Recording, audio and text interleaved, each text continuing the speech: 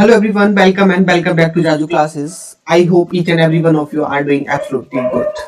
So आज से हम स्टार्ट कर रहे हैं अपनी ऑर्गेनिक केमिस्ट्री की ये सीरीज। इस सीरीज में मैं आपको कंप्लीट ऑर्गेनिक केमिस्ट्री कराऊंगा मार्च के एंड होते होते। इस सीरीज को मैं स्टार्ट कर रहा हूँ बेसिक ऑफ ऑर्गेनिक केमिस्ट्री से। बिल्कुल बेसिक टॉपिक्स को आपको पढ़ाऊंगा जिससे कि आपका जो बेस है ऑर्गेनिक को पढ़ने से पहले वो आपका कंप्लीट हो जाए।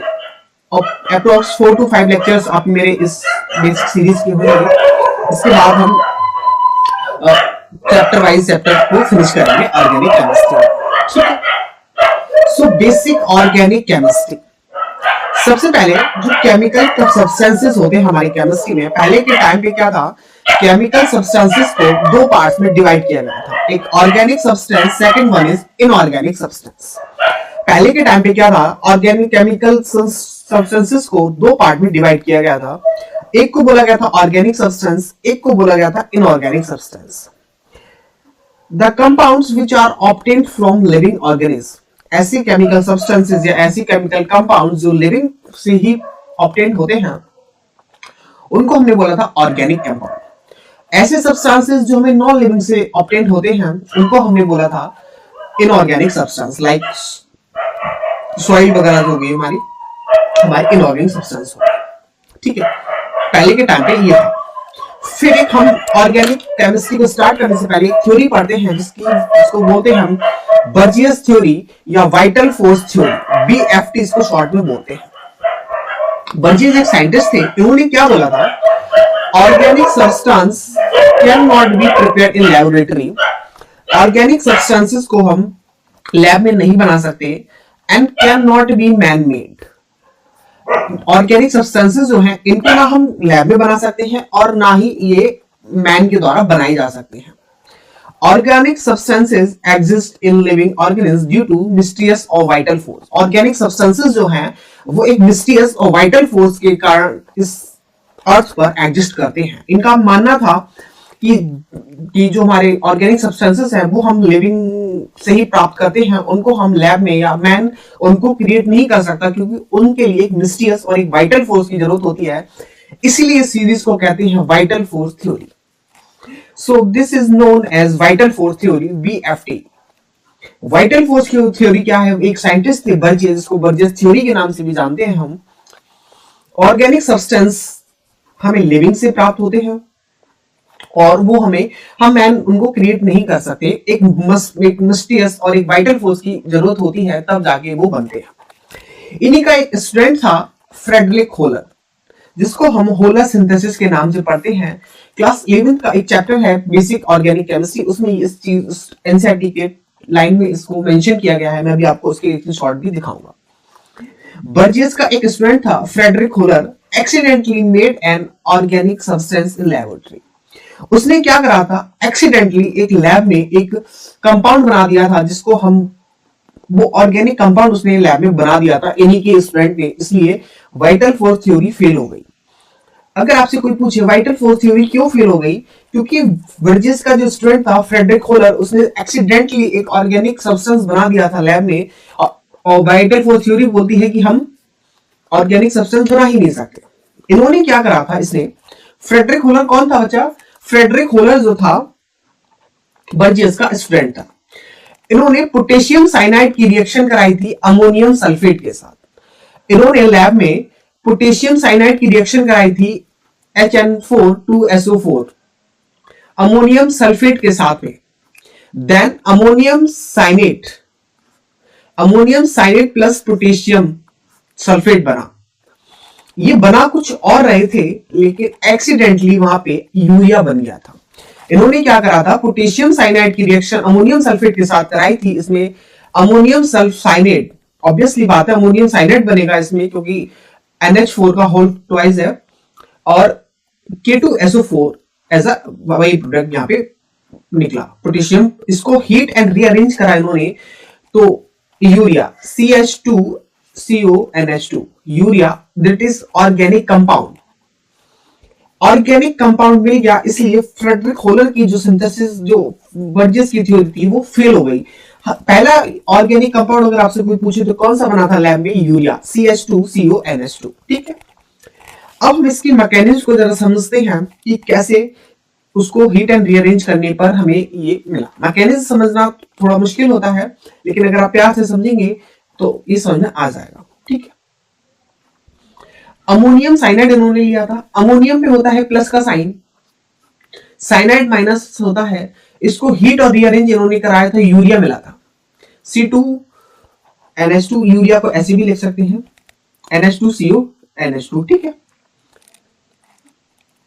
Resonance NH3 urea. ठीक है ना, रीअरेंज इसको इन्होंने यहाँ पे कराया था, यूरिया का फॉर्मेशन हो गया था।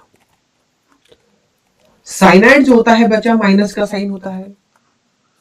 अमोनियम सल्फेट है, H4 है, इसका प्लस का साइन आएगा, इस पे माइनस का साइन आएगा साइनाइड का। ठीक है ना, देन जब यूरिया बन चुका था, जब लैब में यूरिया बन चुका था, उसके बाद एसिटिक एसिड इन लैब में, फिर उसके बाद एसिटिक एसिड जो भी एक ऑर्गेनिक कंपाउंड है उसको कॉल्वे ने बना दिया था। उसके बाद methane in lab bye Berthelot. ये दोनों ही चीजें आपकी एनसीईआरटी में मेंशन है, एमसीक्यू में आपसे पूछी जा सकती है, बोर्ड एग्जाम हो या आपका नीट का एग्जाम हो। बर्थेलॉट, ठीक है। अब क्या था, हमने जो तक पढ़ा वो पिछला मतलब old concept of organic chemistry था, लेकिन आज के टाइम में हम ऑर्गेनिक केमिस्ट्री को कैसे जानते हैं हम उसके बारे में हम पढ़ेंगे। Organic chemistry is the study of carbon and it's hydrocarbon and it's derivatives. Organic chemistry जो है वो स्टडी है हाइड्रोकार्बन्स की और इनके डेरिवेटिव्स की। हाइड्रोकार्बन्स कौन से होते हैं बच्चा? और compounds which are made up of carbon और हाइड्रोजन। ऐसे कंपाउंड जो कार्बन और हाइड्रोजन से मिलकर बने होते हैं उनको बोलते हैं हम हाइड्रोकार्बन। सपोज CH4 क्या है? हाइड्रोकार्बन है। C2H6 क्या है? हाइड्रोकार्बन है। C3H8 क्या है? हाइड्रोकार्बन है। CH3 क्या है? हाइड्रोकार्बन है। Removing hydrogen and add any other group. इसके डेरिवेटिव्स कौन कौन से होते हैं? उसको H को रिप्लेस करके कुछ और लगा देना। CH2 में इसमें OH ग्रुप ऐड कर देना। C6H12O6 glucose. ठीक है ना बच्चा? हाइड्रोकार्बन, देखो ये हाइड्रोकार्बन है। CH4 C2H6 C3H8 C2 double bond CH2। Hydrocarbon derivatives C6H12O6 C12H22O11 sucrose हो गया बेटा ये। ठीक है, अब क्या है कि मॉडर्न कॉन्सेप्ट ऑफ केमिस्ट्री हमने पढ़ा कि कार्बन और उसके डेरिवेटिव्स की स्टडी, हाइड्रोकार्बन उसके डेरिवेटिव्स की स्टडी को हम ऑर्गेनिक कंपाउंड्स बोलते हैं। लेकिन कार्बन के पास ऐसा क्या है, पीरियोडिक टेबल में 118 एलिमेंट है, लेकिन 118 एलिमेंट में से कार्बन के पास ऐसा क्या है कि जिसको पूरी की पूरी ऑर्गेनिक एक पूरी की पूरी केमिस्ट्री की ब्रांच दे दी। अब हम पढ़ेंगे कैरेक्टरिस्टिक्स ऑफ कार्बन। ऐसा क्या है कार्बन के पास? सबसे first, tetra valency. Carbon forms 4 bond in excited state. अच्छा, कार्बन जो है वो हमारा 4 बॉन्ड बनाता है।